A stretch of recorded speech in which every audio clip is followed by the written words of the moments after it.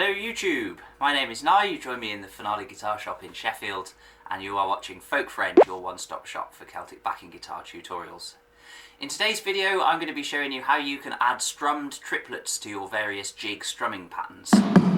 There's three main strumming patterns you can use for a jig. One is the kind of traditional pattern which goes down, up, down, down, up, down, down, up, down, down, up, down, like that.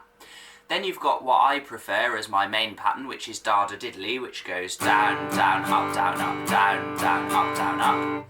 And the third pattern is a slightly more unusual one of my own creation, I like to imagine, although I'm sure other people do it as well, which is what I call upside down jig strumming, which goes up, up, down, up, down, up, down, up, down, up, down, up, down, up, down, up, down. Now each of those three patterns has been covered in previous videos that I've made, so I'll put cards in the corner that link to those patterns now. So if you don't know how to do any of those patterns and you would like to learn those, go and check them out. They're also linked in the description box down below. Now before we go any further with this video, I'd just like to say if you could do me a huge favour, go and hit the little like button on this. It really helps my channel out. The more likes I get, the more people get to see my videos. So go and hit that. And while you're there, seeing as you're scrolling down anyway, why not hit the little subscribe button as well, and then you'll get a free Irish or Celtic guitar tutorial from me every weekend. So in order to get triplets into our playing, what you basically want to do is start out with a little wrist flick. I'm going to show you first how you can fit it into the trad down, up, down pattern. So what you're going to do is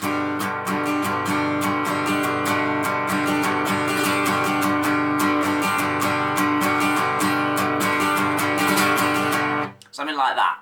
So basically, you're taking your down, up, down, and you're converting it into down, up with a little wrist flick, and then down, up, down.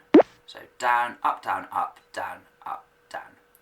And in terms of quavers, or eighth beats for American and Canadian and Australian viewers, you've got 6 quavers in your bar, 6 eighth beats, and so normally you'd be doing 1 strum on each quaver. Now you're doing quaver, 2 semi-quavers, quaver, and then 3 quavers for the second half of the bar. So dung, da, da, dung, dung, dung, dung. And that is down, up, down, up, down, up, down. I would suggest the best way to practice this is not to do every bar with a triplet in it, because in reality you'd probably never strum along with a jig like that. What you'd do instead is you'd probably end up doing a bar with a triplet in it at the end of a section, or to punctuate the start of a section. That's where I tend to do it, is towards the end. So the way that I would suggest practicing this is do 3 bars normal and then 1 bar with a triplet in it. So 1, 2, 3, 4. Like that. The other top tip for this is let your wrist be as supple as you can and make your strumming a motion from the elbow down. You kind of want the motion to be led by the wrist flick, so dung, dugga, dung, dung, dung, dung. You can see there my wrist is rotating before the rest of my arm moves. Dung, dugga, dung, dung, dung, dung. So what I'll do now is I'll demonstrate to you what the quote-unquote trad strumming pattern would sound like used with triplets on every 4th bar. I'm going to demonstrate this along with the Kesh jig play along, which you can find for free in the corner of the screen right now. It's got the tune played at 3 different speeds with on-screen guitar chords, so you can practice along at home.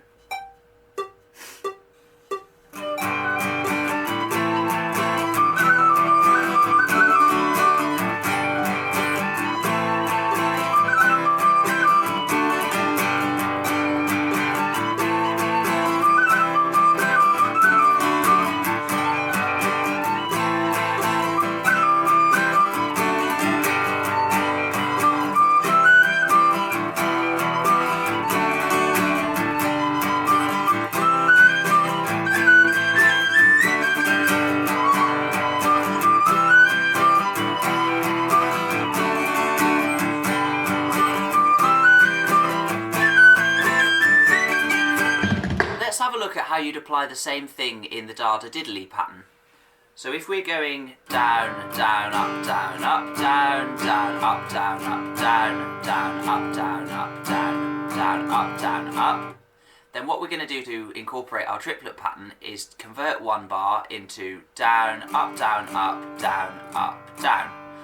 That's the same little triplet pattern as I showed you in the previous example. The difference now is that at the end of that pattern you're going down, and the reason that I normally recommend Dada Diddly as the best pattern is because it's the most motion efficient. You just change direction on every 8th beat or every quaver.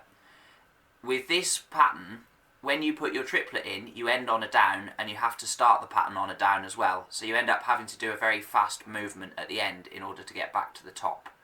So if you're used to Dada Diddly, you may find this quite difficult to start with. Again, the best way to practice it, I would say, is do 3 bars normal, 3, and then like that, and just keep going round that. Here is what the Dada Diddly pattern will sound like played along with the tune. Again, I'm going to put a triplet on every 4th bar.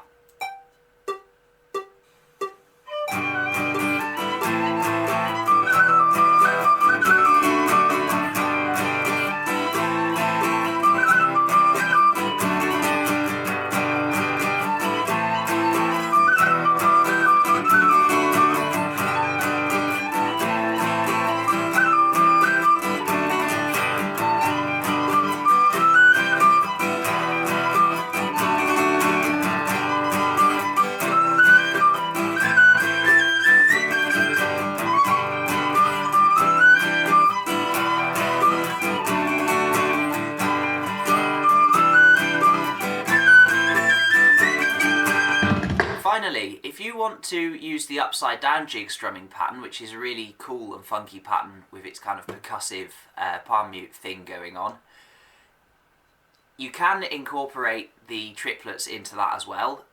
You have to do the same triplet bar that I've showed you in the previous examples, which begins on a downstroke. So your normal pattern is going to be up, up, down, up, down, up, up, down, up, down, up, up, down, up, down. Then you're going to begin the next bar on a down and do like that. Down, up, down, up, down, up, down. And once you've done that, you've ended on a down strum, so your hand is already down here, and that means it's ready to come back up again for the start of the normal upside down jig pattern.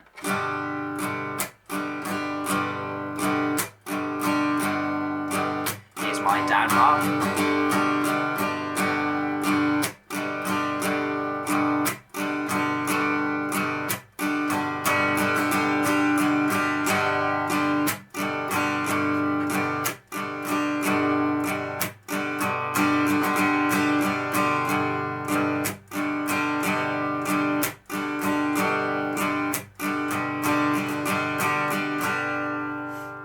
Something like that. So here is what the upside down jig strumming pattern would sound like played along again with my Kesh jig play along, and again with a triplet in every 4th bar.